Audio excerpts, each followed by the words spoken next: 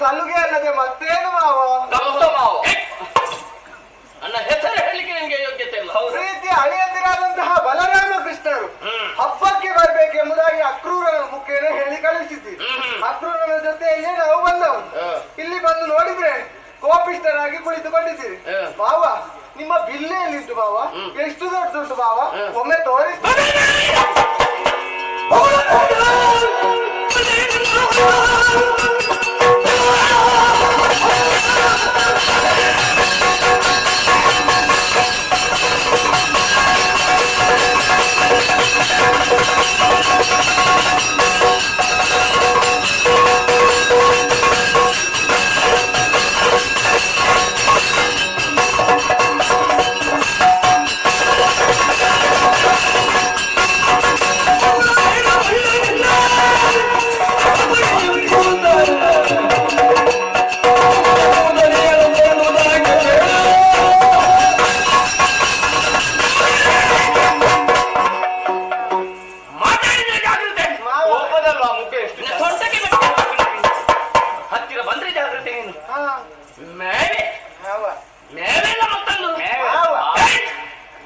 ಜಾಗ್ರತೆ ತುಟಿ ಎತ್ತಿದ್ರೆ ಕೇಳಿದ್ದಕ್ಕೆ ಸರಿಯಾಗಿ ನೀನು ಉತ್ತರಿಸಬೇಕು. ಏನು ಮಾವ? ಏನು ಮೇವೆ? ಏನೂ ಗೊತ್ತಿಲ್ಲದವರ ಹಾಗೆ ವರ್ತಿಸುತ್ತಾ ಇದ್ದ. ನನಗೆ ಪರೀಕ್ಷೆಯ? ಎಂತದು ಪರೀಕ್ಷೆ? ಈ ಸಲ ನಿನಗೆ ಹೋಗುವ ಕಾಲದ ಪರೀಕ್ಷೆ. ಹೌದೇನಾ? ನಿಮ್ಮ ನನ್ನ ಗೋಕುಲಕ್ಕೆ ಭೂತನೆ ಎಂಬವಳು ಬಂದಿದ್ಲ? ಭೂತನೆ? ಹೌದು, ಮೊನ್ನೆ ಬಂದಿದ್ದಲ್ಲ. ಯಾಕೆ ಅವರನ್ನು ಬಂದದ್ದು ಹೇಳು? ಯಾರನ್ನು? ಭೂತನೆಯನ್ನು? ಈಗ ಮುಗಿದ ಭೂತನೆ ಮುಕ್ತೆ ಅವಳು.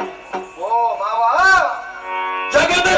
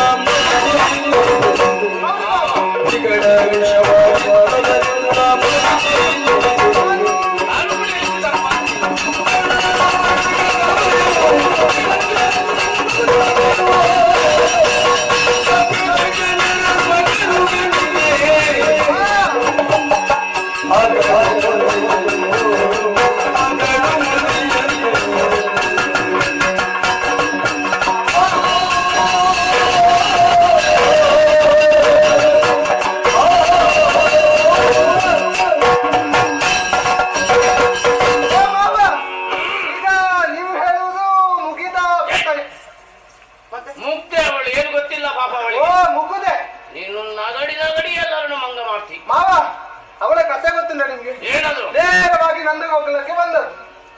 ಎಲ್ಲಾ ಮಕ್ಕಳಿಗೆ ಬೇಡ ಅಂತ ಹೇಳಿದ್ರು ಮಳೆಯನ್ನು ಉಳಿಸಿದ್ರು. ಅದಕ್ಕೆ ಹೇಳುದು ನೋಡು, ಭೂತನಿಯ ಮನಸ್ಸು ಹೂವಿನಂತ ಮನಸ್ಸುಳ್ಳವಳು. ಅಯ್ಯೋ, ಅವಳಿಗೆ ಎಲ್ಲ ಮಕ್ಕಳನ್ನು ನೋಡಿದೆ ಅಷ್ಟೇ. ಯಾಕೆ ಪ್ರೀತಿ ಮಮಕಾರ ಹೆಚ್ಚವಳಿಗೆ. ಅದನ್ನು ಯಾಕೆ ಹೇಳುದು? ಆ ಮಕ್ಕಳೆಲ್ಲ ಅವಳ ಹಾಲನ್ನು ಕುಡಿದು ಹಸು ನೀಗಿದ್ರು. ನಂತರ ನಮ್ಮ ಮನೆಗೆ ಬಂದದ್ದು. ನನಗೆ ಹಾಲು ನೀಸುವುದಕ್ಕೆ ಬಂದು ಮೊದಲು ಆಟ ಆಡುವುದಕ್ಕೆ ಕರ್ಕೊಂಡು ಹೋದದ್ದು. ಮತ್ತೆ ಹಸಿವಾಗ್ತದೆ ಅಂತ ಹೇಳುವಾಗ ಅಮ್ಮನ ಹಾಲು ಬೇಕು ಅಂತ ಹೇಳಿದೆ. ಅಮ್ಮನ ಹಾಲು ಯಾಕೆ, ನಾನು ಹಾಲು ಕೊಡ್ತೇನೆ. ಹಾಲು ಸಿಕ್ಕಿದ್ರೆ ಸಾಕು. ಹಾಲು ಸಿಕ್ಕಿದ್ರೆ ಸಾಕು. ಹಾಲನ್ನು ಕುಡಿದೆ. ಮೊದಲು ಕೈ ಇತ್ತು, ಸ್ವಲ್ಪ ಚೀಪಿದೆ. ಎಲ್ಲಿ ಬಾ, ನೀನು ಹೇಳಿದ್ಯಲ್ವಾ ನಂದ ಗೋಕುಲಕ್ಕೆ ಬಂದು ಭೂತನಿ ಎಲ್ಲ ಮನೆಗೆ ಹೋಗಿ ಚಿಕ್ಕ ಚಿಕ್ಕ ಮಕ್ಕಳಿಗೆ ಹಾಲನ್ನು ಕೊಟ್ಟಿದ್ದಾಳೆ. ಹಾಲನ್ನಂತ ಮಕ್ಕಳು ಎಲ್ಲರೂ ಕೂಡ ಸತ್ತು ಹೋಗಿದ್ದಾರೆ ಅಂತ. ನೀನು ಕುಡಿಲಿಲ್ವಾ? ಕುಡಿದಿದ್ದೇನೆ. ನೀನು ಯಾಕೆ ಸಾಯಲಿಲ್ಲ? ಮಾವ, ಕತೆ ಕೇಳಿ. ಮೊದಲು ಹಾಲನ್ನು ಕುಡಿಯುವುದಕ್ಕೆ ಪ್ರಾರಂಭಿಸಿದೆ. ಜೀಪಿದೆ ಜೀಪಿದೆ ಜೀಪಿದೆ. ಜೀಪುದಲ್ಲಿ ಬಹಳ ಜ್ಞಾನ. ಸ್ವಲ್ಪ ಕಹಿ ಕಹಿ ಹಾಲು ಬಂತು. ನಂತರ ಒಳ್ಳೆ ಹಾಲು ಬಂತು. ನಾನು ನನಗೆ ಹಾಲು ಉಳಿಸುವುದು ಅಂತ ಭಾವಿಸಿದ್ದು. ಅವೆಲ್ಲ ಅಯ್ಯೋ ನನ್ನನ್ನು ಬಿಡು ಬಿಡು ಕಂದ ಅಂತ ಹೇಳಿ ಮಗುಚಿ ಬಿದ್ದು. ಅವನು ಹೆಣ್ಣ ಹೆಮ್ಮಾರಿ.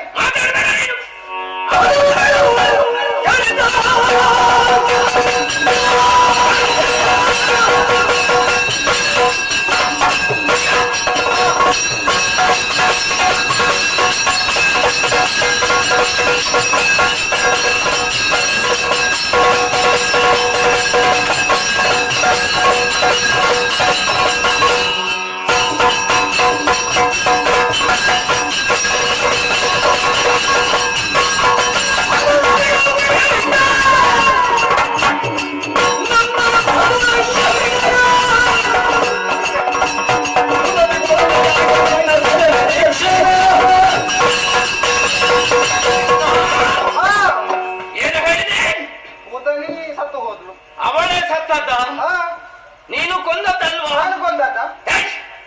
ಮಾತಾಡಬೇಡ. ಅವಳ ಕಥೆ ಮುಗಿಲಿ. ಆಮೇಲೆ ಬಂದದ್ದು ಯಾರು? ಯಾರು?